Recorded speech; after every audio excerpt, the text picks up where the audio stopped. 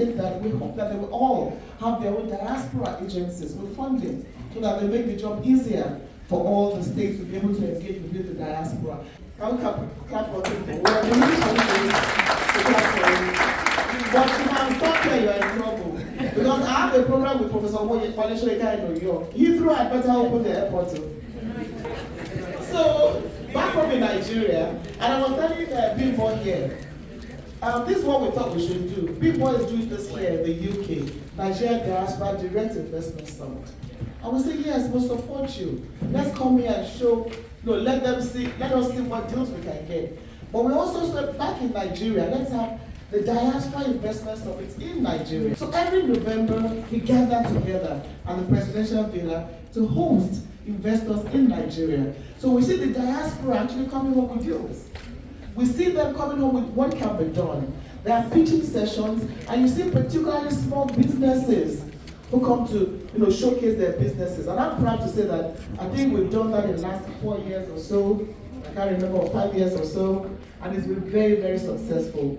And it shows that Nigerians in the diaspora are winning their home country. So what we need to do is make it bigger. As I speak with you, we hope we can use the International Conference Center because the Presidential Villa is getting too small. In 2024, we couldn't even host a lot of those who want to exhibit their products.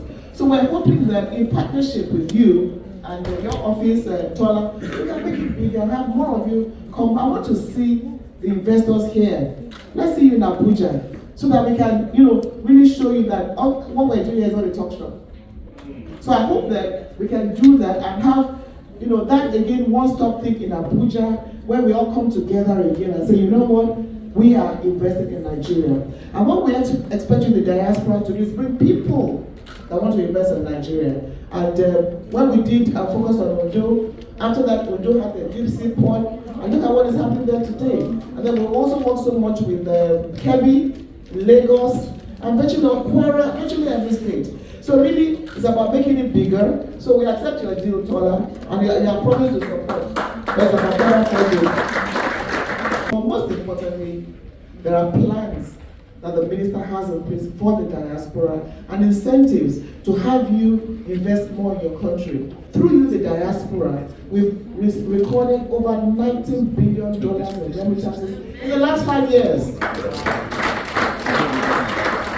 And what people tell you is about being born, sending money through Madame to give auntie this. Yes, it's to little things. Medicare, education and all that. Yes, we know that, but as help the Nigerian economy. It's more than what you have remitted, it's more than the budget of some states in Nigeria. But we are saying that beyond remittances, you can encourage investment. And as we have heard, it doesn't have to be the big things.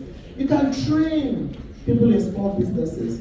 You can build capacity. You can take that little girl or that little business that is just about to start and bring your capacity to train them, to guide them, to help them. You are in the diaspora, so your wealth of knowledge and experience and your skills, we agree, is better than what we probably have back home. So how do we tap into your skills and your resources and your capacity to help Nigeria grow?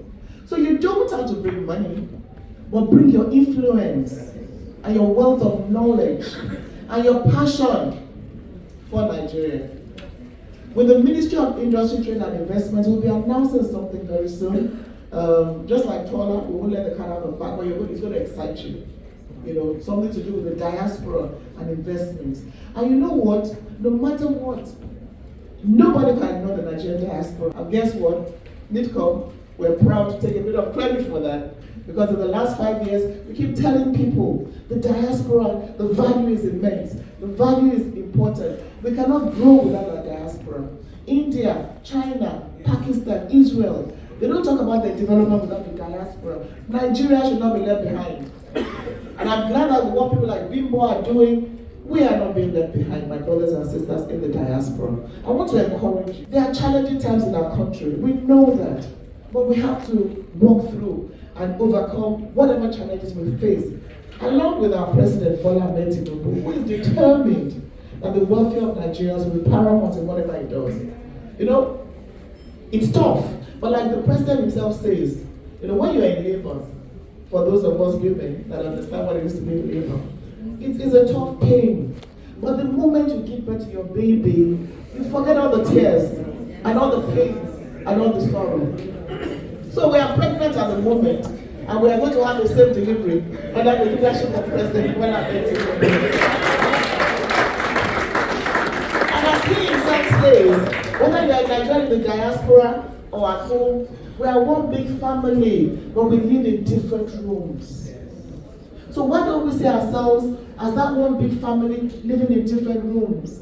And for my room, I'm going to knock on your door and say, hey, I have Maggi, but I don't have salt. Can I have it? So let's see ourselves as brothers and sisters working together to build our country. And that's why we are here.